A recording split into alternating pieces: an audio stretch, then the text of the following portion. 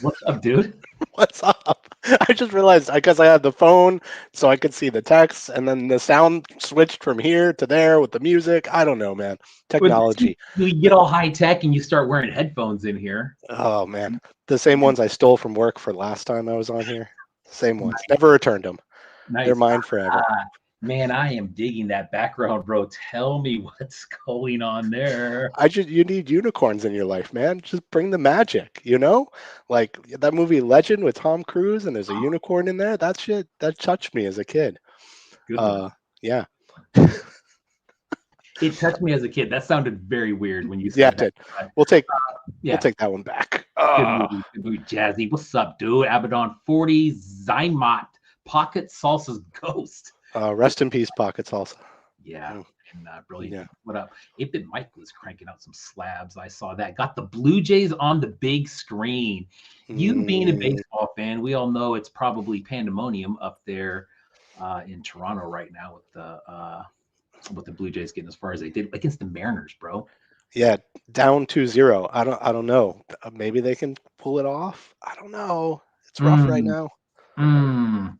Yeah, Bliss. What's up, man? Yeah, exciting time for baseball. That's for sure, dude. Thank you for stepping in tonight. Crumbs is away. Crumbs, get better soon, dude. Barrio Bubble, what's up, man? Dre, what's up, dude? Um, so thank you for filling in tonight, man. We are going to talk to Yeah. Frankenheez here pretty soon. What are you been up to, Steph? Okay. I have a crazy thing that happened today. Yeah, let me hear it, dog. uh, I work at a hospital, and Okay. today, me and some of my coworkers got invited to what they call a lunch and learn, right? And so it was in the kitchen of the hospital. So we got a tour of the kitchen of the hospital, which is amazing. Like just background stuff, like how they're making all the food for like hundreds and hundreds of patients. And they give us a tour, and we're meeting all these great people who are just like excited, doing good work. Amazingly, my hospital does all fresh stuff. Like none of it is like like they make like broth for soup for like hundreds of people. Anyways, at the end of this, we meet the chef and we sit down at this table and they are like giving us like plates of food so we can try the foods because they want us to know like, hey, this is good food. And when you see patients, you like they have questions, you can answer them. And it turns out this fucking executive chef used to work at McDonald's and invented the McGriddle. I met the inventor of the McGriddle. I don't know. Wow. We were very excited. We asked for photos with him. I'm gonna put that photo in a frame on my wall. Like I met the guy who invented the McGriddle. I don't know, man. That's just I'm done. Does it get better? Very cool. That's it. No. Now, was he working for McDonald's when he invented that? Yes. So he was some kind of like like I don't know, like corporate chef, like in product development, I guess. I don't know. Because he worked for them and then he worked for some company that does like all the NOR, like the KNORR stuff, like whatever company owns that, he did that. And then he came and worked for the hospital. Um, yeah, McGriddle. I don't know, man. I'm gonna eat a McGriddle tomorrow, that's for sure, in his honor. Thank you, Chef Greg. Chef Greg. Hmm. Chef Greg. Well, that's a very cool story, man. That's Yeah, not what I expected. nope, When you said you have a story for me, so thank you for that. for sure. How you been doing? I've been doing good, man. You know, the rain started out here, so rain and construction is always a bad combo. But besides that, man, just plugging Are you along. I know the A's are no longer a team in this world. So without having a team to root for, are you rooting for anybody for this series? Like we're down to four. Is there anybody that you're like, I want them to win? Milwaukee. Okay. Yeah, Milwaukee. Um, I like the kid, man. Gosh, dude, what's his last name? The guy, the young kid for the pitcher for the Brewers. Dude's just Hmm. nasty. Um, but I always like to see somebody new in there, man. I would love to see those Hmm. guys do something. I would love to see them beat the Dodgers. Um, but and the other one, Toronto and Seattle. Seattle's just never been an exciting team to me, dude. I've never liked Hmm. them because they're in the AL West. To get back to your question, though, we do have A's baseball in Sacramento for 2 more years, uh, apparently, and I Is think that a little league field that they play on out there? it's the next step of. It's Hmm. like it's Babe Ruth. league is what we call it out here. It's Nice. senior little league, if you will. Uh, Senior Little League. Oh man. but they're actually putting Sacramento on the jerseys next year, which I'm actually, I'm happy about that because That's actually pretty cool. I would like to get one of those jerseys. Yeah. yeah. So they snuck in a sweatshirt, a crew neck sweatshirt for the last giveaway of the season that said Sacramento and said that's going to be the jersey for next year. So, All right. anyways, what about toys, dude? What's going on in your world as far as that, man? You making? You not making? I am quietly. Things are happening. I'm working on a piece for Yuck for one of his card backs. So hopefully I will finish that in the next week and a half. That's a fun piece. I did the piece. I think you saw it. I didn't share it very much. I did a piece for my wife for her birthday. I did her. I will show the piece, but not the card back. There's my wife. Yay. That's very cool, dude. So it's just a kit bash of a bunch of figures, and then there was a card back relating to her work and stuff. I remember that. And then everything else is in process. I feel like I've had a summer of thinking about projects and getting ready and kind of reassessing what I'm doing and why I'm doing it, and and just reminding myself that I'm doing this for me. And I'm excited for what's going to come up, but it's going to be slow. I just got some more Keshi fets from Barrio. What's up, dude? To make some new split fets. And maybe I'll play with those a little more, maybe do something a little new, not just have the guy in the middle, but we'll see. So we should have a couple more of those. So things are in motion. I made 2 zines. I just didn't release them just because, I don't know. I feel like I've made too many zines. So now I'm just making them for me. Oh, man. Is without doing drops on the regular, or even posting about making stuff on the regular, man, is that kind of your secret to staying engaged? Is just you're just going at your own pace? You'll do it whenever you do it. You'll post whenever you post. That was actually kind of the thing about like just kind of backing away from social media and from Instagram and posting a lot and doing it, was that I felt like I was doing stuff more for putting it on social media, and I wasn't focused on just making stuff that I really wanted to make, if that makes sense. Like I was like rushing stuff to get it done, to get like, oh God, I got to post something today. I got to post something today. And so just reassessing and just really like moving a little more slowly with the work. I'm not trying to do a hustle. I'm trying to make good shit. Yeah. Yeah, definitely, dude. Makes sense. Not necessarily the creating part for me, but just the when you get into like a rhythm of posting, and then it starts to feel like a thing that you have to do. Sometimes you kind of step back and you're just like, what am I doing, man? You know what I mean? And I've just been, it's exactly that. Like, I don't know. I feel like, I don't know. I had this fun realization because I also get imposter syndrome too, where I'm like, shit, I'm not good at this, whatever. And I had this fun thought that I shared with a couple people that I think is really funny, where like looking at like the Wolfman show, the W's for Wolfman show, there was so many good pieces in that, right? Like there were some like holy shit, that is professional art right there, all the way down to like holy shit, that is weird and strange. And I realized that too often I'm looking at the really good professional stuff and thinking, that's so good, why aren't I making that? But also realizing that what I do is different.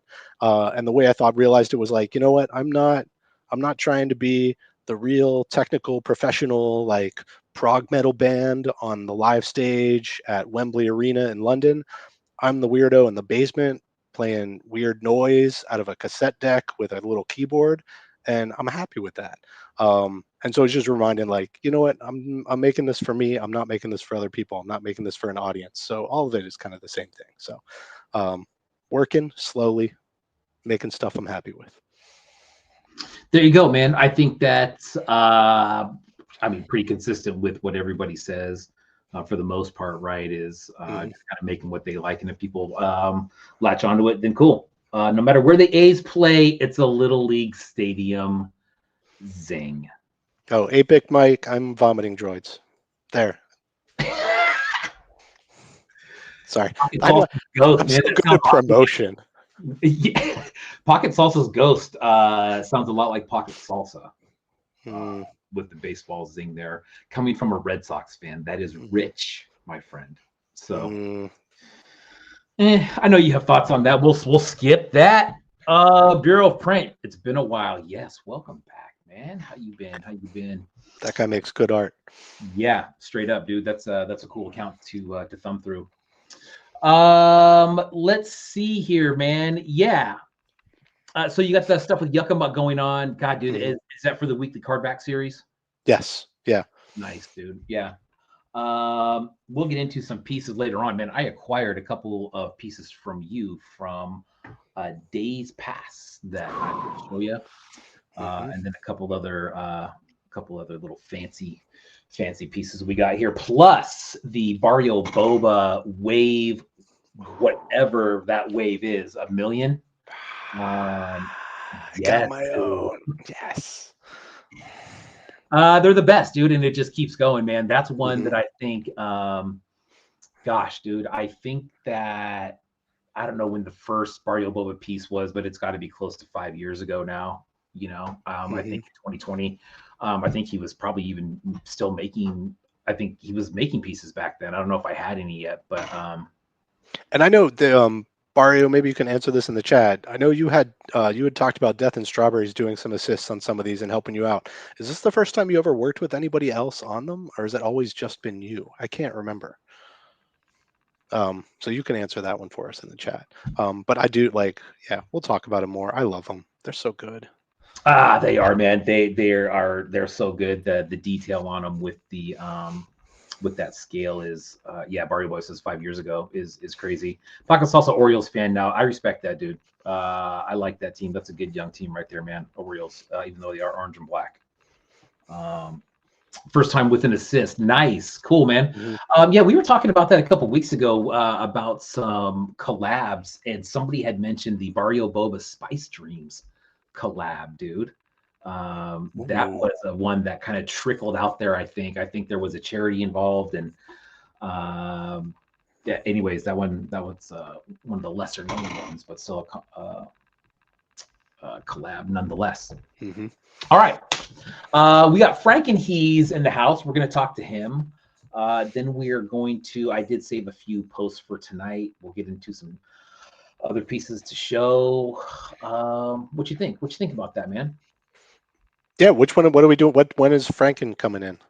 I got Frankenheez notes. is in the waiting room right now, man. I think Okay. we're probably about ready, man. You good to go there, Frankenheez? Yes, he's good to go, man. All right. Dude, that background, God, you beat me. I don't want to say you beat me to it because I wouldn't do that one, but a different background, dude. That's something I haven't tried yet. It's a good one. That's that story. All right, Frankenheez, here we go. Hey, What's up, man? How you doing? I'm doing good, man. Honored to be here, and yeah. Yeah, thanks for jumping in, dude. Before we get started, why don't you tell everybody who you are and what's going on? All right. So, for those of you who don't know, my name is Jason. I do art under the title of Frankenheez. It all started about 5, 6 years ago as an edible company for me under the title of Crystal Lake Confections. And I ended up becoming a sponsor for a show called Booze and Buddies, and that was kind of my foot in the door to this world of toys and collections and art and everything else. I had no idea what it was, and so through that, got the bug and started kind of doing it myself, and started more as like kit bashing and just kind of hodgepodging what I could, and I had seen all these shows and these platforms that people were having shows on, and at the time I didn't really have my own platform, so I was just wanted to do something. So I took it upon myself to start my own show, and I titled it the Crystal Lake Masquerade because my logo at the time kind of had Jason ties. So I said, why not? Let's do it. And I had never been in a show before. So it was not only the first show I'd ever hosted, it was the first show I'd ever had a piece in, the first show I'd ever sculpted anything for. And it was amazing. I had so much fun with it, and it's just evolved from there. After about a year or so was when I had designed the concept for Frank. He's kind of an homage to my life and my introduction to toys. Like I started, Frankenstein pieces. I kind of saw kit bashing as like a racial slur almost. It just didn't feel right to me. So I called it Frankensteining, and Frank was born, and it's just kind of evolved from there, man. Man, where am I going to start there? Let's go back to the Crystal Lake Confections, dude. I remember seeing that name pop up in the just kind of in the threads, and I'm just like, man, Crystal Lake Confections, what is that, dude? It literally hit me like a ton of bricks the other day when I'm looking through, or I think it was on your video, and I was like, I can't believe that's the same dude. Interesting, man. So you were a sponsor for Booze and Buddies. I just met Playful Gorilla recently at Assembly Required over in Philly, man. I did not know that was a thing. How did that come about? So him and Fett just Fed Up Toys let's go to kind of spotlight artists and bring on new artists and do giveaways and claims, and it was just really great for the community. And I had just gotten out of an accident. I was ejected out of my car on the freeway, had all kinds of stuff, and after that changed my life, and I started a vegan edible company. And someone had shared my product with them, and they reached out to me, and it just kind of fell into place. It was all, I call it divine timing, just the way everything kind of transpired and dominoed and fell into place. And it was a blessing among blessings for sure. That's wild, man. Gosh. And so you started off with the confections. At what point did it turn into a toy thing? I think it was part of being as a sponsor. I wanted to support them as well and watch their show. And if they did any giveaways and wanted to give some away, I could be there to, let's do it, or I got it this, or whatever the case may be. And so with that, and having to sit there, not having to, but sitting down and watching each show and episode and all the different artists that they would bring on. I remember seeing Mr. Mento come on there. I remember seeing Gonga come on there. Just all these phenomenal artists who, I, again, had no idea that designer toys or art toys or anything of the sort existed. It was so fun. And I just fell in love with it. I do have a little bit of a graffiti background and dabbled in art throughout my life.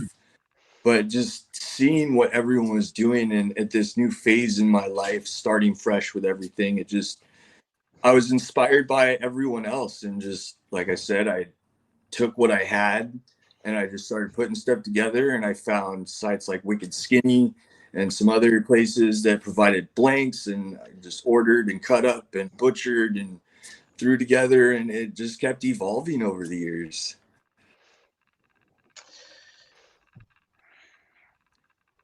So how long has it been since you've been making pieces? I mean, Booze and Buddies, that's been off for a little while now. Yeah. But so how long have you actually been making toys before? So before Booze and Buddies, I hadn't done anything. I hadn't sculpted. Oh, nothing. Okay. It all new to me, and I just dove into it feet first. It's been, my accident was almost, so it's been about 5 years. I haven't looked back. I've met so many amazing people. I've done so many things, and Frank has evolved, and it's been crazy, man. And now here I am hosting 2 of my own art shows, one being the Crystal Lake Masquerade, which we are 5 years strong now. Wow. This is actually the 5th annual. I do everything myself. I run it, I host it, do all of that. Unfortunately, this year I do need a co-host because of how Instagram has changed their policies on going live. You now need 1,000 followers in order to do that, which I unfortunately don't have on either page. Reach out. Is that real? That's a real thing? You have to have 1,000 followers to go live on Instagram. Yeah, they What? changed it. I got a notification. I tried to go live and it cut me and said, you don't have 1,000 followers. So, damn, dude, that's the first I've heard of that. Yeah, that's terrible. That's lame. so that's the whole reason I'm co-hosting every year prior. It's just been me. I bring the artists in. We run the auctions. I've done it all myself. But have you thought about doing like a dedicated YouTube channel? With YouTube, you only need 50. You only need 50 subscribers to get a to do your own thing. Okay. That might be a quicker way to it. But God, dude, 1,000 followers. I mean, I could see. I mean, shoot, man, you know how long it takes to get 1,000 followers on Instagram, dude, like organically, right? Especially in this community, man. It is dude, that's a slow burn. You know, there's some guys that I know that have been here for 5 years that have half of that. You know what I mean? It doesn't make any sense why. But man, that's a shitty rule, dude. I don't like that. Yeah, so thankfully, you know, I had when I start a show, I start a group chat so that I can communicate to everyone at once. So I had reached out to them. And someone had suggested Playful, and I at the time didn't even dawn on me, and he was very obliging, and so he is going to help me host the Crystal Lake Masquerade, which is actually this Saturday. It starts at 5 p.m. Pacific Standard. That's 8 p.m. Eastern Standard. So it'll be live from his page. And how we do it is we have each artist come on. We give them about 15 minutes on average. They get 5 minutes. We run an auction for their piece. They can talk about their inspiration, whatever they felt when they were doing it, the troubles that they may have had and crossed. And then after that, they have 10 minutes to pretty much discuss whatever they want, whether it be upcoming shows. I know DCon's right around the corner, so almost everybody's getting prepped for that. There's a lot of end of the year stuff that goes on. So that last window of time kind of gives them the opportunity to talk about those things as well. So nice. Yeah. And these are Jason masks that everybody's doing individually, correct? Yeah. So like I mentioned earlier, when I first started, I didn't have a platform, but I wanted to pick something that fit the aesthetic of my business at the time, which was the standard Jason mask. And they just order one off Amazon, just a plain Jane, you know. So like this one here is done by Brain Deef. This was a couple years ago. I saw a bunch of his on the because I was scrolling through all the history masks. He does some amazing ones, man. His like, I feel like a couple I stopped on, they were all his. I was like, oh wow, this guy. I wouldn't doubt it. Yeah, he's an amazing artist. And did you do one? I saw one and it looked like it was yours. The Crystal Lake Golem was that yours? It was like a mask, and it was like crystals all over it. It had a bunch of glow. Was that you? That was me. I had done crystals, ran LEDs through it, sculpted like geode style, like glow in the dark. It had LEDs, infrared or UV, all kinds of stuff. Is that on the page? Yeah, it's on. It was last year's mask, or the year before. So 2 years ago, I did that mask.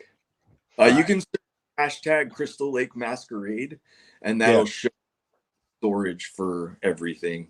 Yeah, the hashtag worked really well for finding all the masks. Yeah. And there's, I mean, like people are doing really cool painted ones. People are doing sculpts. I mean, there's some awesome work in there. To tell the artist to use that, so it does all get cataloged. I mean, there's been some amazing pieces, and like this year, my piece is on top of a 15-inch Uber cranky with LEDs inside of it. It's massive. Wow, man. And then you said these are all auctioned off. Yeah. So we run, each artist will select their starting bid, and we run a 15-minute or a 5-minute auction for them. And it's whatever the last price that I see on my screen at the end of the timer. You know, I have the timer up on the screen so everyone can see it. Yeah, and just kind of like I said, let the artists talk about every year that it looks like it would be such an easy platform, but the curvature to it, how slick it can be, Mm-hmm. there's so many troubles that I hear about, and I love it because it presents a challenge to the artists and it kind of pushes them to grow and expand and maybe do something they might not have before. And like all the ones like B's pulling up here, I mean, they're not all just horror. They're not all just playing off like Jason, blood, whatever. I mean, people are getting fun and creative with it, and I love it. Yeah, 100%. The range that I've seen throughout the years has just been unreal. It's been an honor for sure to be able to, host such a show and see work come out of it. Is that the one I saw? Is that the Golem? Yeah. That is cool, man. I think that's interesting what you said too, how it is a nice, and I never thought about this, how it is a nice clean canvas, but you do have that curvature on there and it can be slick, and as far as applying materials to that, god damn, bro, look at that shit. Yeah, that's cool. Through it and everything, so you can change it to whatever colors you want or have it alternate. Some of the crystals glow. I always try to do better and better, and it was hard to top that one. I think I did this year, but we'll see. Yeah. And so how does the buying process work on that? You just have people, do they bid in certain increments, or how does that work? So as far as the bidding, there is no increment limitation. It's as long as it's dollars. We don't work in change. Dollar increments. Like I said, the artists will start their bid and we run the timer. So it's just up to the chat really, and that's part of why I try to do as much advertising to get as many eyes on these pieces for the artists. It's about getting their pieces in the hands of someone who really wants them, and that's what it is for me. And so they have 5 minutes, and it's whoever has the highest bid at the end of the timer wins the piece. And I'm hands free on everything. I have the artists send it directly to the buyer. I don't touch it. I don't see it. I don't do any of that. I cut it all out. You guys, you're a smart man. I'm just a smart man. How many people do the show? Like, do you have a cap on the number of people that you have into it? I try to, just because throughout the years, like the first 2 years, I think I started my list with like 32 artists. And by go time, that 32, I think max was like 20 artists. Life happens. People don't finish in time. Other shows get cut, they forget, whatever the case may be. So the last 2 years, I've kind of capped it at about 20, because that's usually what I end up with, no matter what, no matter how many start with. It usually ends up being about 20 artists. So myself and trying to manage that many people, I usually just stop there. Sometimes if someone is like, hey, I have a really good suggestion, I'll add some, and that kind of allows me to do that, keeping the number a little on the lower end. And if someone drops out, that just gives the other artists more time through the live. Yeah, I was gonna say, man, with everybody getting 15 minutes and 5 minutes per auction, 20 people on there, that's a solid number, man. But that's, I like the lower number like that, because like you said, everybody does get that nice. I mean, 15 minutes is a long time to have the spotlight on you. Yeah. And then it's 12 to 15, depending on if someone doesn't show up. I kind of try to adjust for if there's an awkwardness, if you're camera shy or whatever it is.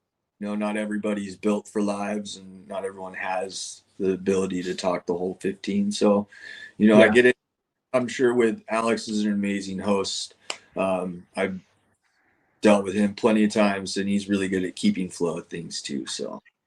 Yeah, definitely, man. That's one of the first shows that I think I started watching on Instagram was Booze and Buddies, man. And it's funny, dude. Like their crowd numbers, bro. Like we've been doing this for 3 years, and we still don't get the crowd numbers that they were getting. I mean, they were getting close to 100 live viewers on an Instagram live, which is crazy right now that you see like Instagram lives, and you're like, damn, dude, 100 people, that's a lot.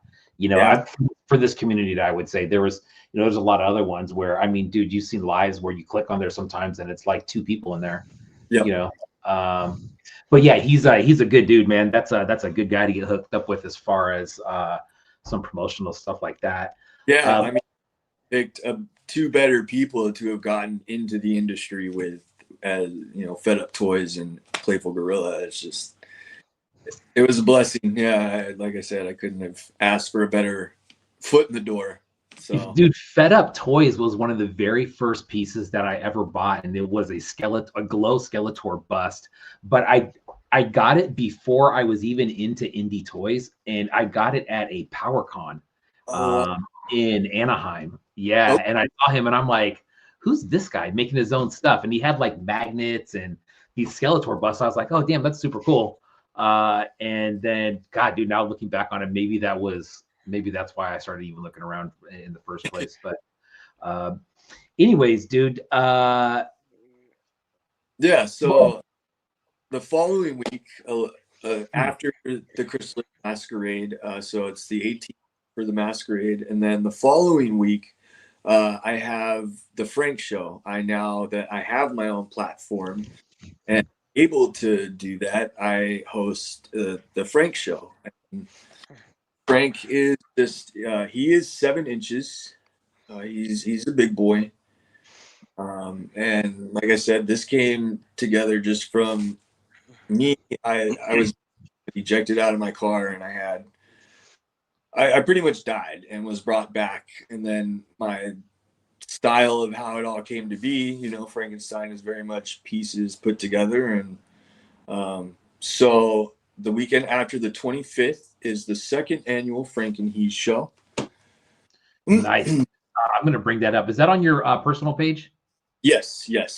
Let me bring that up. Yeah. And already just, again, same thing with the mask. It's just been such an honor to see what people have done to my figure. I mean, I never, when I started this journey, thought that here I would be, people customizing my baby. Like, this is my pride and joy. Yeah. You know, I never thought I would be here, and it's very humbling, and it's mind blowing. Hard to put into words for me sometimes. Yeah, dude, I recognize some names in there. Nervous Wreck. Yeah, Double Casket, nice. Glowman Dan, Murder Bird, yep. Figure X, nice, dude. I met Figure X. I think he had 3 followers, dude. When I met that dude, Designer Con, he was in a small table at the very, very back. But that was years ago. Cool, dude. So tell me, gosh, look at this, dude. Let's talk about this figure, dude. Tell me about how I mean, I love the story, dude. So I mean, I don't love that you were in a car accident, but the thought of of you surviving that and then coming out with the Frankenstein toy, that absolutely adds another dimension to that piece, dude. Tell me how you made that piece, dude. What is that? What are we looking at there? So that piece that you just showed is actually done by Sculptor Nut. Okay. Oh, nice. Yeah, he is an amazing artist. The ones I did, I don't know if they're pinned. I did a marionette style Frank, which I actually have behind me. Grab that. Is that within reaching distance? But yeah, so like I said in my accident, I was ejected out of my car on the freeway. I had both my lungs collapsed, lacerated kidney, lacerated spleen, 3 broken ribs, 3 broken vertebrae, skull fracture, frontal lobe bruising, all kinds of stuff, and came together. But this is actually the piece that I did for the show. It's a Mary. Holy crap! All right, hold on one second. Ooh. I don't know if I posted any pictures of it. Whoa, dude! I did nice. wood grain myself. No, that's resin? No, well, it's resin painted. Yeah, I did a blank cast of it, cut it up, painted it, strung it up. I have 3 versions, and the winner is gonna get to pick which stain they want. I did a rose stain, I did a natural, and then I did like a white oak. Wow, dude, that's really good. Cross on it, so you can actually make him dance if you want. Man, what the heck? Yeah, that's cool. Very cool, dude. So okay, so So this is the second year for the Frank show. I kind of, once I released Frank, I gave it about a year to kind of let him gain traction, let me see what I could do with him, just test all the different things and all that. And then after having Frank out for a year and, you know, knowing the process and pots and whatever, just the whole kind of gamut behind what comes with production. Yeah. I just reached out to a bunch of artists and was like, well, you want to do it?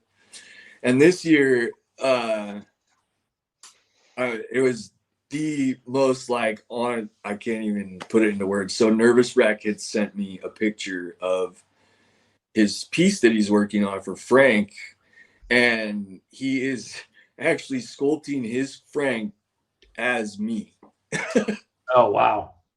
And I was just, no way, like someone like him. I mean, he's someone I very much look up to as an artist. He is insanely talented, and it was such an honor, like one of those like holy crap moments for me to know that such a talented artist is sculpting my face on my figure. Kind of crazy. That is crazy, man. That's a cool looking figure. Let me stop sharing this real quick. Dude, let's go back to the marionette real quick, dude. I was not expecting that. So what's the story with the marionette? Like, why? That's something that you don't see a lot of people going, oh man, I made a figure. Dude, let me make this into a marionette. It's genius. Yeah. This is the rose one. So do you have any sort of like background in puppeteering, or are you're just like, this would be cool as a marionette?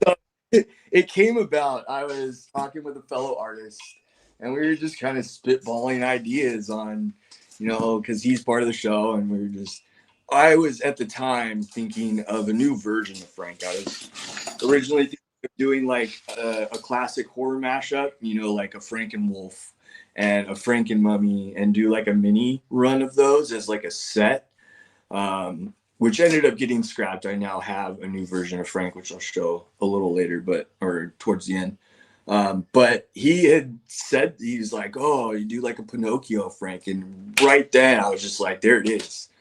Like, for sure. And then, so when I'd started it, I had never done any kind of like wood grain or wood paint or whatever. And I'm always the type to try something, a couple different techniques, whatever it may be, before I watch a technique video. You know, I maybe want to see if I can figure it out before whatever.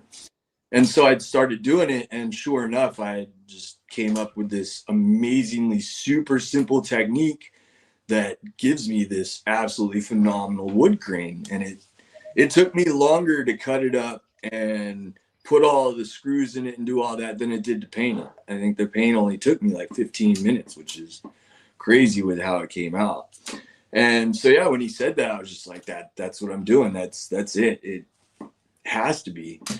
And since I had done it so fast, I figured do a couple, let the winner select whatever colorway they want. And then the remaining are going to go to a local show that I'm doing in Halloween out here. Those are going to be at that show. So the remaining ones, I'll let the winner of the Frank show pick, and then the remaining will go to the other show. But yeah, that's how. Gosh, dude, what a prize for that show, dude. Somebody was FKD was asking, hand sculpted or rendered on that on your Frank figure? So it's sculpted by Sir One Collectibles or Sir One Toys. I had sent him a couple reference photos, some sketches, and like a voice message of kind of what I was looking for in it, and he brought it to life for me. And then Ryan Soto was the one who had made my first mold for me and taught me everything. And so yeah, now I do everything in house. I do the molding, the casting, I do it all. And you had some pictures of the mold, and it looked beautiful. That was a beautiful mold. Oh man, it was that was a nice, clean looking mold with him in there. Yeah, he is an absolute beast, and I honestly don't think I could have learned from anyone better.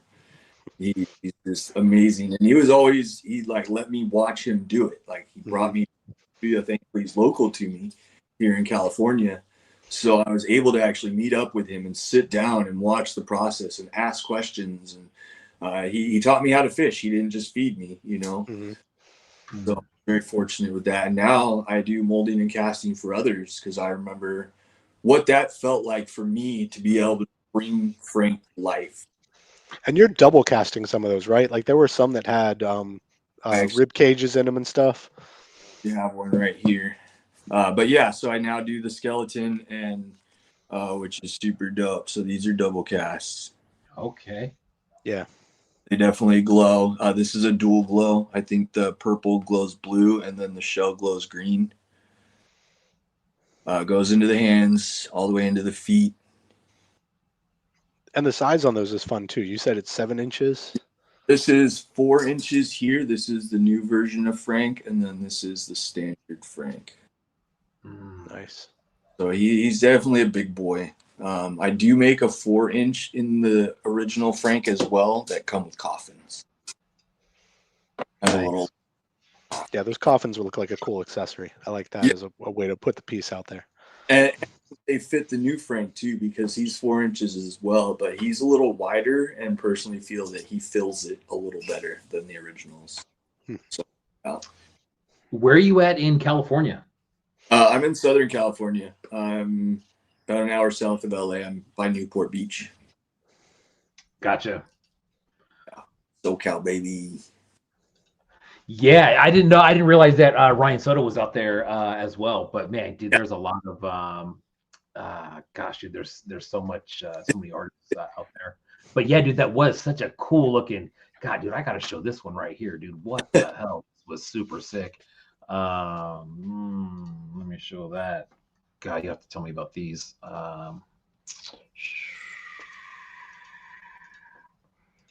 Yeah, and so after I learned how to mold, I went at it. You know, my got me some little like muscle men from Japan, so I made molds of those. Those were some of the very first runs that I had done when I first got the clear resin, like a clear resin, because the first, I want to say 20, 25 that I did were all with an off-white. They were almost like pastel. And I was doing that because I didn't have a pressure pot. So, I mean, getting that kind of work and clarity is impossible without a pot.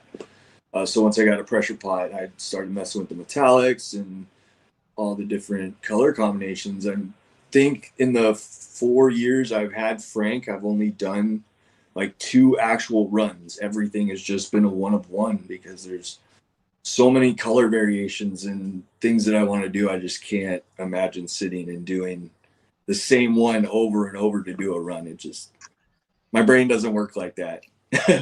Yeah, dude. I was gonna say it's. I think it would be really easy, man, to have like a dope figure like that, and then just get caught up in how many different variations you can do. Yeah. Are there any plans to like expand that kind of world, or is it just kind of all about the Frank right now? I definitely want to expand, and the newest figure that I have is part of that evolution and expanse. There definitely is plenty to come for Frank, and yeah, there's definitely going to be some evolution coming with him. Like I said, we got the new one, which was actually my entry for the Castle Spray School. That came to be. Brain Deef had sculpted it for me. It's the same thing. I sent him how I wanted it. I was looking for more of a chibi version of Frank. Frank is awesome. He's a large figure, but it's time to adapt him. Evolve him, and something can only stay the same for so long. I feel without nothing evolves. So we got to mix it up, and yeah. But to answer that, yes, there's definitely more in the world of Frank to come. I think with this new version, I can definitely do the other mashups a little better too, like the Wolf and Frank, Frank and Mummy, Swamp Frank, like some of the original classics that went alongside with Frankenstein. Yeah. Nice, dude. That's a good idea. That'll be a cool line once you get a few more out there. But that's that Frankenstein figure, dude. That's sick. Now I've seen a few of these contests that you're in, dude. You've hit us up a few times to vote on that. Now tell me what that is, man. That looks like Frank was in a contest, or probably more than one. What was that? So the first one was hosted by Kick Punch Bite. It was called The Next Big Thing. And that was a contest to have your figure printed at, I believe, 15 inches. Oh, wow. Yeah. It was going to be a free print. I think he was going to take care of it all, the shipping, the printing, everything.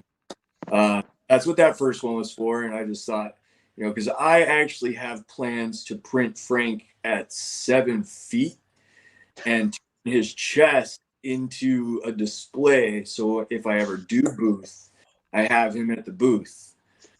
So I was getting quotes on that, and I was like, 15 inches, that'd be a good start. So then after that was JFO every year does a contest called Castle Spray School. And what it is you submit your design, and at least the last piece that got submitted was like a fan favorite vote. I'm not quite sure how he decides the original stock or any of that. But he held a contest, and every year he at Decon releases it. He has this huge like Castle Gray Skull that he like puts all the figures on to display them. But he makes a micro version of the figure, and he does all the casting for him. He makes the molds for him. He produces them all and does it all. He's an absolute beast at what he does. But yeah, so I think it's a total of 13 figures that get made into micros. They're, I think, maybe an inch, if that. Oh, wow. I think it's an inch, maybe inch and a half. They're small though. And he releases winners at his booth at Decon. What's the going rate for a 7 foot tall Frankenstein printed figure? Shipped in pieces shipped to be about 1,500. 1,500. That's not bad. I mean, I thought it was better than I thought it was going to be. No, it's not. That was the rough quote that I had gotten. I'm sure with shipping it might. He said anywhere between 12 and 15. I like 12. Yeah, me too. But it also did in like, I think we talked about like 7 pieces, so you can get a tighter print on it, so that there's less on the back end for me as far as cleanup. Yeah, interesting, man. I've seen, I don't know what company it was, man, but there was a company at Designer Con that had massive 3D printed figures. I want to say they were He-Man. Were they He-Man? Something like that, dude. But it was just that's crazy. Well, that would be an interesting booth if you ended up making that thing. Holy smokes, man. Yeah, I would make it so it'd be easy breakdown. I wouldn't glue. I'd probably do it in like fourths, the head, the chest, so I could just snap like magnetic almost as I assemble it. So it'd be easy transport, breakdown, setup. And then like a chest, the torso to be like a display case. So it's eye level, but he still towers over you. And as people would walk by the booth, you can't miss a 7 foot Frank. It's things like that. That's business. Right. Man, so you got quite a few things going on, man. The Crystal Lake Confections mask show. That's this weekend. Yes, this Saturday at 5 o'clock Pacific. And that's on Playful Gorillas Instagram. Correct. And then the Frank show is October 25th, and that will actually be live from Ditto Pop's page. He was kind enough to provide his platform for that show. And then if any of you are local to LA, I will be in a show in LA on Halloween. I will post details on that later. So if you follow me, you'll just check that out. Halloween show. That sounds cool. Yeah. So Nice, man. Any more questions from you, Mr. Vomiting Droids, aka Stephanie with the hearts? Pressing on your I hearts don't think earlier. so. I love what you're doing though. I love that you're doing these shows. The mask show, I was super impressed with that. Hmm. And Frank is awesome. I can't wait to see where you go with him and what the next iterations are. Yeah. I will end with a little sneak peek of my mask this year. Uh-oh. It's on a 15-inch Uber. I gotta like scoot back for this. Oh, damn. Ooh. So, and it comes with a built-in switch. Oh shit, dude. The battery is stored in the foot. So, if you want to replace it, you just pop the foot off. It's got two 9 volts in it, and you flip it on. That stuff, I think. No, so it's obviously not going to show because I have all these lights on. Let me see if I turn this off real quick. So I drilled the eyes so that the eyes light up. Oh, nice. Yes. And stuff. And then I also did this little dagger is like all sword, like stone, and he's all moss done. Like if you see all the moss on him, all over his feet. Yeah, this is my piece for the show. So. That is amazing. That's nice, man. And you said you do have some background in painting too, right? Yeah, growing up I had fucked or messed around with graffiti and whatnot. No. It's okay, man. You can say it. All right. Wasn't sure. They ask us the question: is this show for children? Well, we swear. We very quick yeah, humor. I did graffiti for a couple years and I just fell out of it. You know, when I'd have desk jobs or whatever, I'd sit down and draw on paper and whatnot. But in my later years, there was a very large gap of not doing any kind of art. I want to say a good, through my years of addiction before my accident, I just fell off art. And then, my accident was, I was reborn. All my addiction was taken from me and I was able to start fresh and art was the in for me. So. Yeah, man, what a cool thing to fall back on. Yeah. To get away from it and then to come back like that, dude. And dude, it looks like you're doing some really cool shit, man. It looks strong. It looks like it keeps on getting better and better, man. But thank you for your time, dude. Is there anything else you wanted to get out there before we move on? Everything. I want to say thank you to you guys, everyone who's here watching, everyone who, if you guys don't follow me, went and followed me. Saturday, back-to-back Saturdays, 5 o'clock, 4 o'clock. Thank you so much, you guys. I really appreciate you allowing me to use your platform to spread the word.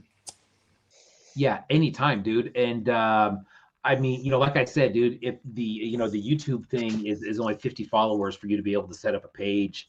But if you're ever looking for a platform or anything like that, dude, just reach out, man. We're always open for business. If you wanted to jump on here and do it by yourself or have someone co-host with you, dude, we'd love to do it. But thanks for being on, dude. Appreciate it, man. Best of luck to you, buddy. All right, guys. Thank you. Take care. All right, take it easy. Dude, he's got a lot going on. What a good dude. What a good dude. Isn't that funny, man? It's like, and you could say this for pretty much anybody you meet on the street, dude. Like everybody's got their own story, right? And I had seen his account before. We had interacted before. I had not seen that video before where he kind of goes into his accident and then how the toys were kind of created out of that, dude. But yeah, what a story, man. And I think part of it speaks to, like, I know it's something that's come up with you guys on the show too, but talk about like the communities and how we help each other. Like, I mean, he's someone who had this pretty horrific thing happen and found hope not just in himself, but like a way to move forward with support from a community of artists who helped awaken something in him and has helped him move through all that stuff with art. I mean, we've all got our little communities of people who support us and make us better artists and people. So straight up, dude. And that's a really good combo of all of that stuff kind of working together, right? He talks about, addiction and then the accident and then coming out of that and then going into the Crystal Lake Confections, and then how that led to Booze and Buddies, which led to Toys, which led to the mask, which led to, you know what I mean? It's like, it's cool to see that all laid out. And for him, it sounds like it's all happened within relatively the first, I don't know, what, 5 years is kind of what it sounds like. But yeah, dude, that sounds like it's definitely something that's on the rise for sure, dude. That's very cool. I like that mask show. You remember Dove's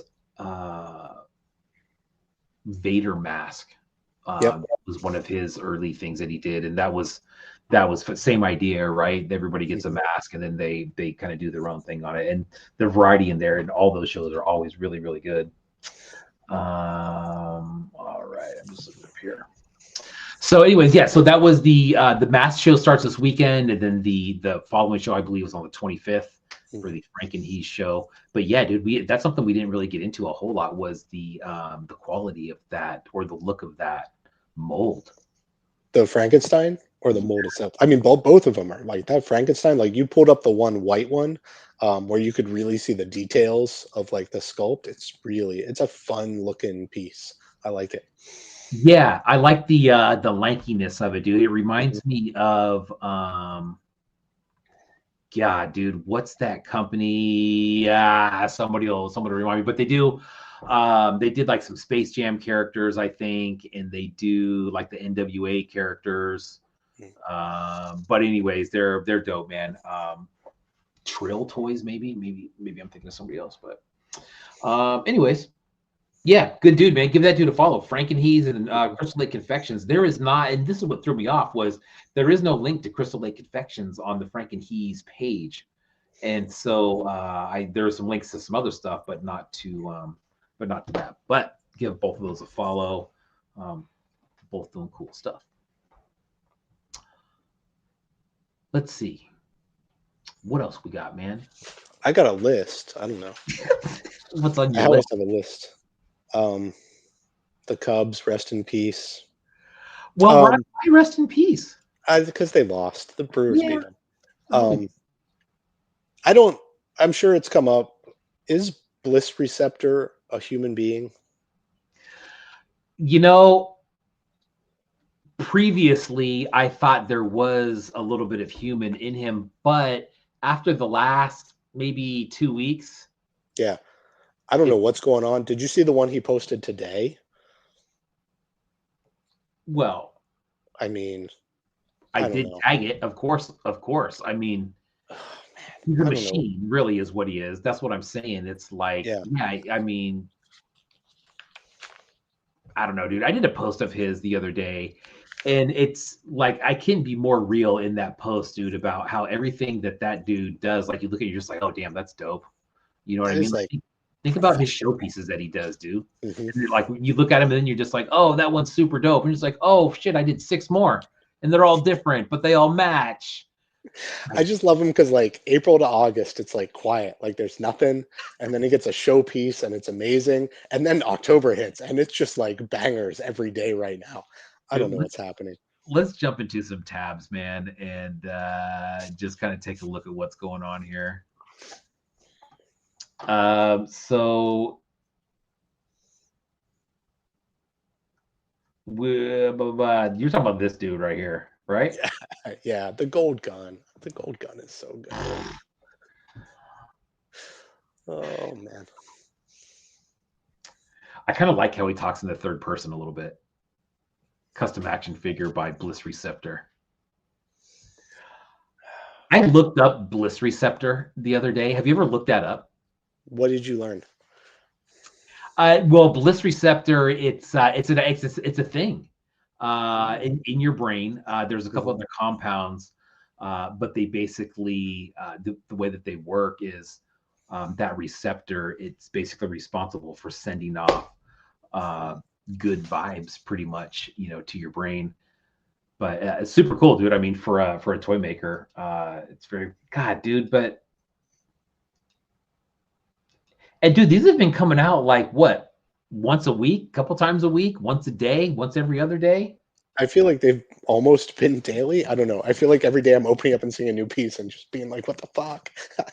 How? How? It's so good." Yeah. Oh, THC coffee chocolate. Yeah, that's how you run an engine, buddy. Yep. Well said, Bliss. Well said. Um, yeah, dude, that's a great looking figure right there. That's the wrong direction. Uh, Mm. yeah, Barbarian Rage had put some stuff up, just some spooky stuff that he's made over the years. These are some Faces of Death vinyl figures variants that he did last year sometime, or maybe it was earlier this year. Faces of Death. Did you remember Faces of Death? That was one of those things. I never saw it, but I knew it existed, right? Like people talked about it. It was out there. I actually never saw him. Yeah, not something that kids should be watching, but Mhm. just one of those things like, it's like, oh, have you seen it? And it's like, I mean, that's in the days when you were passing around VHS tapes of like, whatever you had. And well, and not only that, dude, we watched Faces of Death and Driver's Ed. That was the big, we're going to scare you kids. watched it in Bright. Oh man. Oh, Nice. absolutely, dude. Okay. I thought that, I mean, at least out here, that was the big thing about Driver's Ed was they showed you Faces of Death on the projector, dude. And you're just like, man, this is so bizarre. And I think that added to the spookiness of it was you're just like, what is this shit, man? We didn't have Faces of Death. We had health class where they showed a film of a woman giving birth that was just like, why are you showing like sixth, seventh graders this? This is going above our heads, you guys. Oh, and this guy posting today, right? Yeah, you talk about guys that are rarely posting, but are coming back a little bit. Cronin Builder, man. Mhm. And then it's just so cryptic. Like, what does that mean? I don't understand, but I'm here for it. And you know what's funny, dude? Like, unless you really go back, a few years with Cronin Builder, like someone who hasn't seen him before and saw this would be like, "What the fuck is this? Hmm. That makes no sense to me. Like, what is that?" And even if you know Cronin Builder, I think that's still part of the thing, right? Like, Hmm. what is that? But Yeah, yeah, I dude, don't. I hope he starts making figures again. I mean, he posted some just in the past few months, right? Yeah, he's cooking stuff out there. You just never know when you're gonna see it. Yeah, dude, he had a store at one point. I remember the stuff was always kind of like odd to get. You weren't Hmm. sure if you need to ask or is that for sale? And then you put an order in and maybe there's some conversation about it, maybe not. It's just the whole thing was very on point, on brand, I would say, with how kind of odd it is. But that's the cool thing about it, man. That's Yeah. some cool shit. I got some really cool figures from him. Delicious again, Peter, man. This guy is, I don't know if he ended up doing the card on that or not. He's been collabing with people a lot. Luke Tobias does a lot of his card backs, but Ooh, uh, the bag is nice. Look at those. I know, dude, like his accessories and everything that he does, dude, even dude, that bubble to Yeah. make all that stuff. I'm sure he like, vacuum formed that at home. Um, yeah,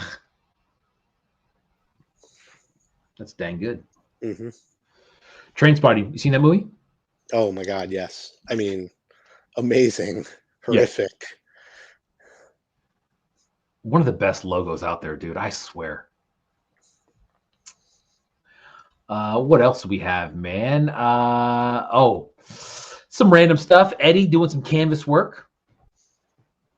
Available at resinblood.com. That's Kess1. It says there at the bottom. That's a cool one, dude. I like the little angle of the canvas there, but dude, that's something that we talk about all the time on the show is how many of these guys, and Frankenheez is another one, man, that's got some graffiti background. Hmm. Um, and it's weird how toys pop up in some of these guys' portfolio as maybe not even the main thing. It's just another thing that they're really good at, Yeah. Ooh, Rent, yeah. Plagued Earth. Ooh. Some Moon Dons, dude. This I don't know. yeah, I just don't know too much about vinyl, dude. But that's sick. I like that. I like that Yeah. kind of marbly pour there. There's definitely a Plague Death hole in my collection. I really need to get something from him. Yeah, dude. There was I don't know if he's still doing resin stuff or not. Maybe occasionally, but this is actually Vector 3 now available. He held onto this as a model for future pieces. Vector 3 had all of the elements of the process worth observing. Yeah, it's that looks cool. That's a larger vinyl because those things are big, man. I've seen those things bagged up in them. That's not a small piece. Um,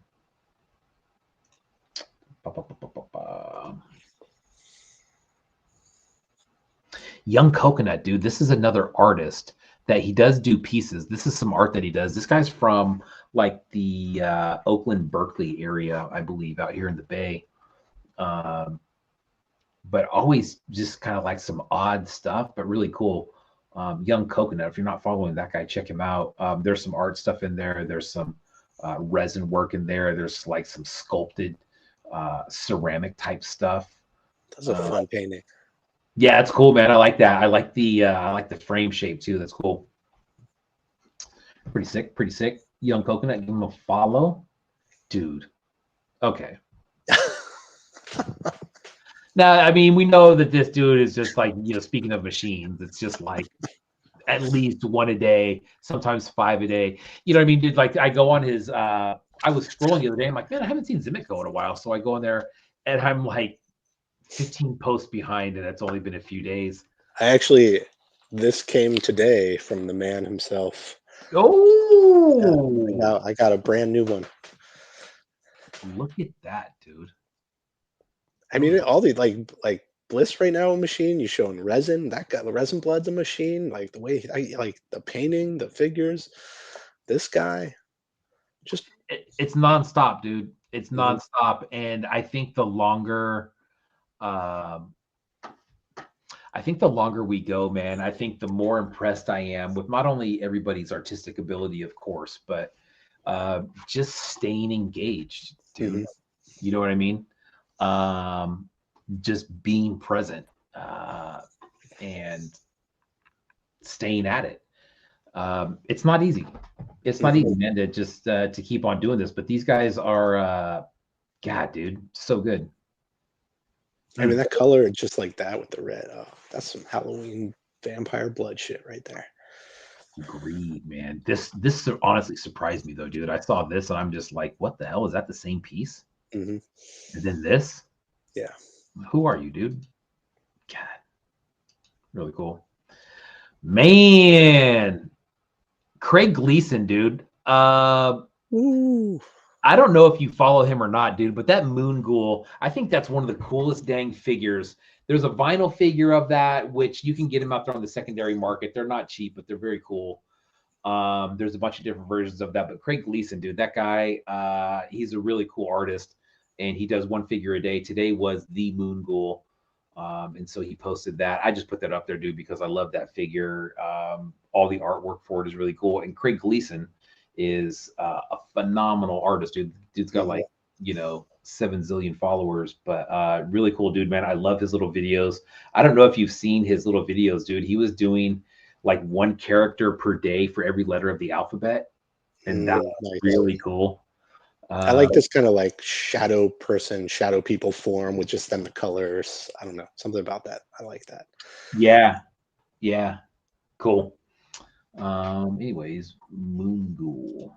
Did he lose an account at some point and then have to like redo it? I don't know. Never mind. I'm making shit. That's possible. That's possible. I know that he has his. This is the Moon Ghoul's account, but No, not at 166. Okay, never mind. I'm thinking of somebody else.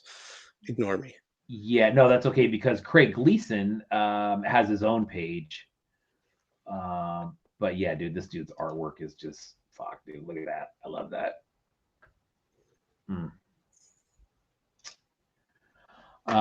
Anyways, all right. So let me get back here to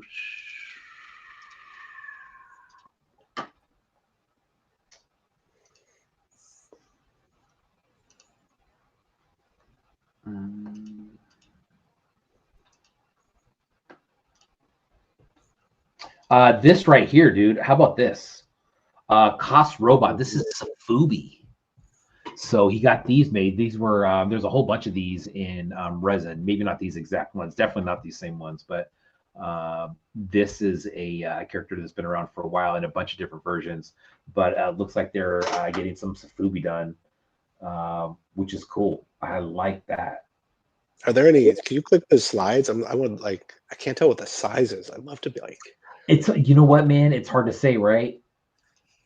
I mean, they're cool. But yeah, I love that guy with the dripping bottom. Yeah. Good question, dude. I don't know. I don't see. God, I don't know. I mean, I'm trying to measure it up with the background, but I'm thinking I don't even know if that background's real. So that's dumb to try to match that up. It doesn't really make sense. Mm-hmm. But cool though, man. What do you think about that, dude? I think we've seen a number of people do that. Is take a successful resin figure, make it into vinyl. Mm-hmm. That seemed like a natural progression to you, or I don't even know if you would call that a progression. I guess it's different, right? It's something that's just different on a successful figure. I mean, I'm not going to say Safubi's having a moment because Safubi's just lived forever. But I do feel like a lot more people are stepping into it. Like, what was that show recently with people doing their own Safubi hand poured vinyl stuff? Like Craftsman was in it and a couple other people. I think it was in California. Yes. Homegrown Safubi. Homegrown Safubi. Yeah. Yeah. Yeah, I just feel like there's like a lot of people trying and experimenting and taking. Yeah, I think it's a lot of fun. Dude, that's actually a great point, man, about Craftsman, because I know that he had put out some videos about homemade Safubi and how to do that. And you look at how many people are on that account, and you think of how many people saw that video and gave it a try. There's a lot out there, dude. There's probably so many. There's probably more we don't know about than we do know about, honestly, right? Or people that are just making their own stuff and have decided not to put it on Instagram or whatever. But you're right, dude. And I feel like it's just, I don't know, maybe it's because it's also the algorithm, probably because I'm looking at some, so it's feeding me more. Like, I mean, I saw my favorite painter, Candy Bolton, did a tour of her Safubi factory, and she got to like pull pieces out, which looked awesome. And I don't know, it's I saw that same post, do that same video. That was cool. That process is always interesting to me, man. And then you look at the process of like pulling it, and you understand right away, like, how come people aren't doing this at home? And then you see the machinery, and you're just like, oh shit, that's why. Yeah. And it also on the flip side, that blows me away when people say, oh, I do this at home. I'm like, what, dude? How are you doing that at home? Joe Amato Customs, dude. I don't know if you know this account. I can't believe that we weren't following him. I've been following him on my personal page for a while, but I was scrolling today and I saw that we weren't following him. This guy, his 5.5 work is just stupid, dude. I mean, he's got so many good ones. That's cool. But Joe Amato Customs, Air Jordan. How about that? That's cool. Amazing. Yeah. Ooh, a repaint on a old school Castle Grayskull. That's cool. I haven't seen that. Hurt Toys did some for me, some smaller ones. Oh, that's different too. That's dope. So anyways, Joe Amato Customs, that was some new stuff. The Sylvester and Tweety was the new stuff he has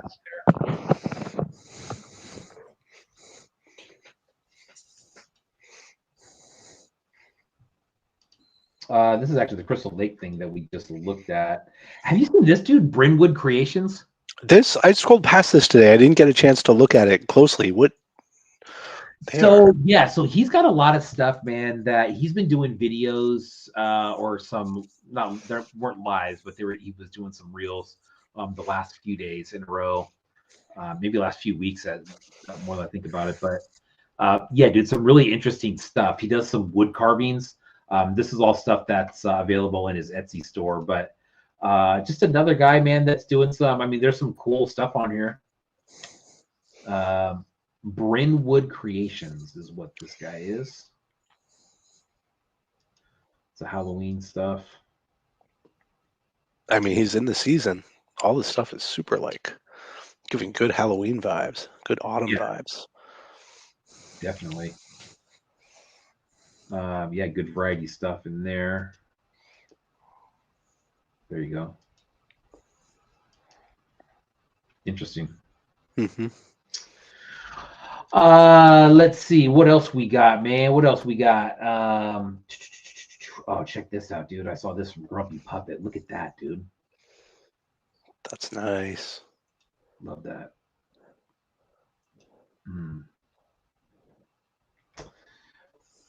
Dark Tentacle. Not a lot of description on this one, but when I was cruising past it, I just saw it. I was like, oh, that's sick. Tentacles, man. Tentacles always work. Seems. I'm never gonna say no to tentacles. I'm never gonna say no to tentacles. This was the last one that I had, but I thought this was cool, dude. If you see all the little, so you got the speak and spell right here. You got the freaking Simon. Oh my god! Yeah, Simon says at the top. The little, yeah, dude, that is cool. Look at the little speak and spell wording right here. That's funny. And the batteries on the back. Yeah. This is Tortuga Toys, another droid designed by Andrew Harrell, made by me, a vintage Star Wars astromech combined with Speak and Spell and Simon for a head. There you go. Nice. Did you want to open that Zymot piece? Is that what you brought that for? I do. I didn't even look at it yet. But I think I know what it is. Yes. He shared this and I freaking love it. It's like, I'm gonna put it up there. Oh, nice, dude. Yeah, I think he said he thought it was kind of a mistake, but I kind of love that like this guy's coming out and not on this side. I like the irregularity of it, that it's not I can't think of the word. Not synchronous. Symmetrical, yes. An S word. Yeah, I love that it's not symmetrical. And the fucking eyes like glittering there. Yeah. Nice work. And yeah, very cool, dude. Isn't it cool how the just in some of those or a lot of their pieces, they put the like the glittery eyes in there, dude, and that does so much for some of them when they look like that. Symmetry, there you go. Yeah. Bliss and Dre coming through. Thanks, guys. Bliss, nice. What time is it? Shouldn't you be sleeping, buddy?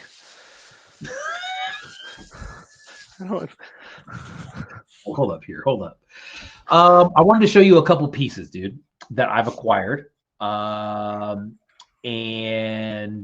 I was surprised to see some of them of these pieces that I acquired. One of them here, this one, here's one that we were talking about earlier, Spice Dreams. Oh, nice. When he was doing like the rocks and stuff inside, and rocks and gems inside the like stormtroopers. So that was cool. It's a non-articulated piece, but it does have the there's like rocks and then like a purple tint to them. So that's cool. But how about this one? This is a cool one. I believe this is Strafe 7 on the Dengar hollow body. That's cool. 3.75. Strafe 7, man. Don't forget about that dude. Nice. He's still out there. He's been super busy lately, but he's still out there doing his thing. Let me ask you about, let's just go with this one, dude. Oh, that's OG. That's, yeah. Yeah. What a cool ass piece, dude. What year would this be from? I think that's when we moved. I think I did the Wasteland Warrior molds when we moved to our new place. So maybe 2020, so 5 years ago. Oh wow. Yeah. Yeah, I think that's 2020. And that guy, I love like I think I mentioned to you, like that pool of like it's like taffy, like the Yeah, way it pulled over his body and then attached to his hand with like shoving the head in. Oh man, nice. that is yeah. I don't like that's like the one that Yuck got randomly from a toy clay. Like I never expect to see people pop up with those, but Oh, dude, trust me. When I see stuff like that out in the wild, I'm like, who are you? Who are you? How'd you get that? You know? And I'm oh, like, that's wow, what's your screen name here? That who are you on Instagram though? You yeah. know? I mean, I regret selling every piece I ever sold because I love them all. But I'm glad I did keep some for myself. So I have my own. I do have one Wasteland Warrior for myself, but and that one, oh yeah, I think that I did at Decon 2 years ago. I did my own Decon in my basement where I just set up a table in front of the washer and dryer and put some pieces up, and I think that was one of them. Yeah, Right. that's. The old split fet, man. Mhm, I got a couple versions of these. I got this one, and then I have another one that's a little bit similar. Maybe I don't think mhm, it has that face in the middle, but then I have the Barrio Boba mhm. collab. Yeah. Uh, Squatch Breath, what is up, dude? First time getting in on a live for a while. Hope you're killing it. Hope you are killing it, dude. I'm glad to see you. Speaking of Barrio Boba, dude, Oh yes. let's Mhm, go over this wave. Now,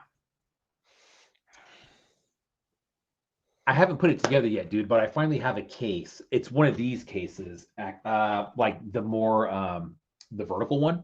mhm. And I don't know how it's gonna look yet, dude, but I'm gonna put all of the space Vatos in there side by side. And Nice. believe it or not, dude, it's gonna fill up the whole. I mean, this is wave number 8 now. Mhm. But then there's also some of the larger scale figures too.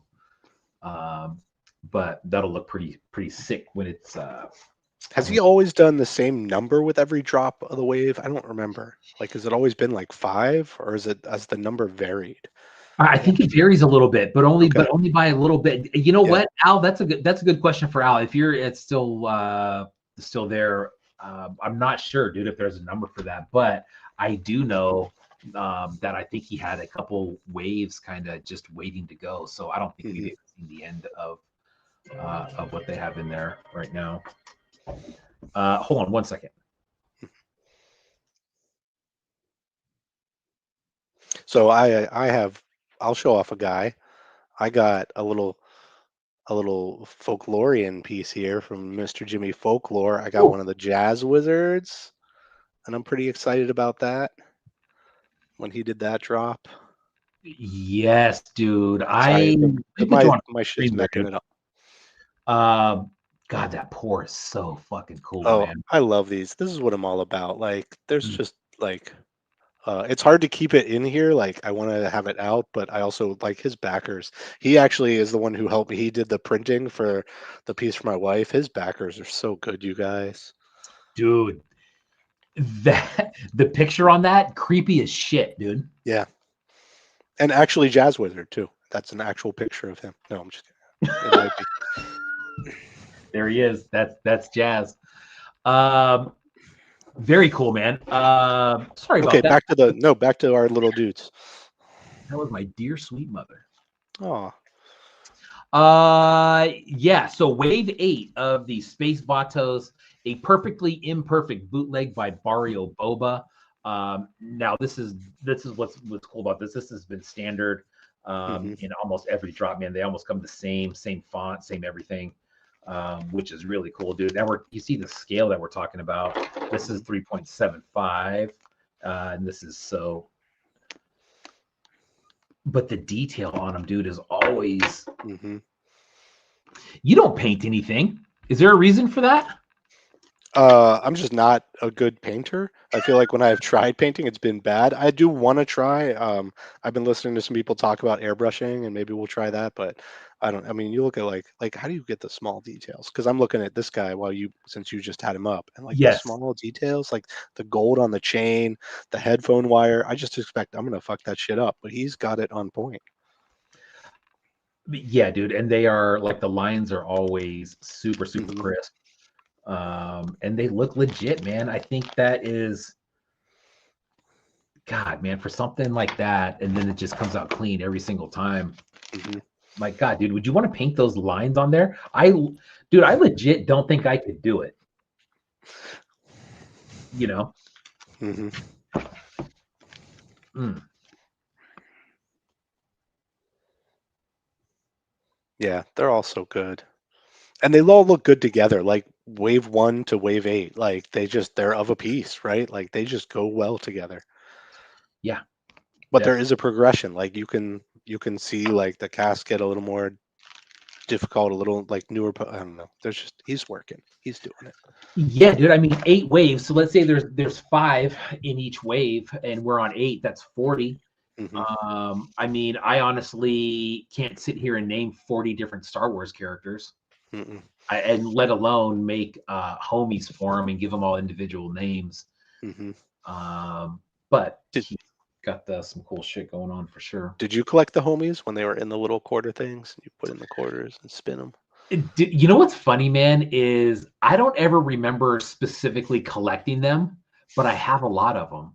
And Nice. I think they just kept on turning up. Like you said, they were in 25-cent machines. I'm Hmm. sure that I've got them in like random bags at, antique fairs and stuff like that. I mean, there's a few antique fairs that I go to that have to be they have to be a certain amount old. Those things have hit that limit now where they are over the Hmm. 30 years almost, or like right there. And so they go, oh yeah, those are like micro machines. You can sell those here. And Um, and Barrio does say 5 per wave, but there was one that had 7. gotcha. So I mean, yeah, I like keeping steady, just doing it. Barrio, you're a machine, buddy. I love these guys. yeah, talk about a machine, man. Reissued Vader and Stormy. So still, dude, just a ton of work in there. Mhm. Um, yeah. That's all I got for tonight, dude. You got anything else over there you wanna take a look at? I will. I mean, I'm always going to show off. I mean, we covered like some of my favorite people tonight, so I'll just throw this one Yeah, in. I got one of these green plastic tunnel guys that I was super like. Uh, I normally am not setting timers for drops, but I set a timer for this drop because I was like staring at my phone for 10 minutes. Like, is it time? Is it time? yeah. Pretty excited to get one of these. Agree, dude. That the colors, Hmm. the characters, Yeah, the sculpts. I mean, they're yeah. all All so. you, all you guys who are at AR Philly and got to meet him and his dad, I hate you all. That would have been incredible. Dude, definitely a highlight Hmm. for me. And just walking around, it was so funny, dude, because some people had backpacks on, and if they weren't like presenting there right, they were like, "Oh yeah, I might have something in my bag or something." Dude, Green Plastic Tunnels had a box, and the box was 20 times too big for what he had. He had like this big box, and then there was like 5 pieces in there. And I go and I look in there expecting to see just overflowing, and I'm like, oh, okay. But it was cool, man. He was super cool. Sat down at the table with him and his dad, and we were just honestly looking at. That was kind of towards the end, and we were just kind of looking at Hmm. the different stuff, dude. And it's cool, man, to see other people like that, and then you see them see stuff that you collect, like from Duke or something like that, and Hmm. they're just like, oh, this is really cool. Um, but yeah, so that was cool. Yeah, and that's all I got. Well, I got this guy. I'm gonna show off a little while I'm showing off some guys. There's a little yuckamuck there, a little yuckamuck guy I got. What is that? It's a little yuckamuck demon guy. Wow, dude. Yeah, I like that that. dude. That dude's Um, now he's is doing some stuff. I've seen him use that body before, dude. Is that the original character for that the original figure minus the wings, probably? I don't know. Maybe it looks like it. Yeah, I think he just added the wings. Hmm. Nice. Very cool. Well, that'll do it for tonight, man. No guest on the show next week. I think it's just gonna be me and Crumbs. You can come back, Steph, if you'd like, and just kind of chill. Um, but thanks for being on, dude. Hope Oh, Crumb. Jazz Wizard says that's from the project I did with Yuck. Okay, there you go. Yes, that's right. Oh, Thank you, sir. I have no mind. Um, gotcha. Thank you for having me on. I appreciate it. The last topic I wanted to discuss from my list, just to wrap up, last time I was on, the Oilers were playing. Super Terrible Toys and Ashley were kind enough to keep me posted on the scores. And I just want to give a shout out to Connor McDavid for signing a really low paying contract so they could hire maybe a better goalie and maybe win the cup next year. So that's all. Just wrapping up that from the last time I was on. Appreciate you guys for giving me the Oilers scores. Nice, dude. Hockey talk. I like it. Do we know where the Blue Jays are at tonight? Are they winning Yeah. yet? Hey, let me get somebody got a score update there. Yeah. Anyways, we probably won't get that update, honestly, unless Apic Mike's watching. But, bunch of nerds cool, out man. there. All right, guys. Thank you for being in tonight, and we will see you next week. Crumbs, hope you're feeling better, buddy. Aaron, thanks for coming in, dude. Appreciate you, buddy. Thanks for having me. You got it. Later. Stephanie. I'm sorry. I don't know Aaron.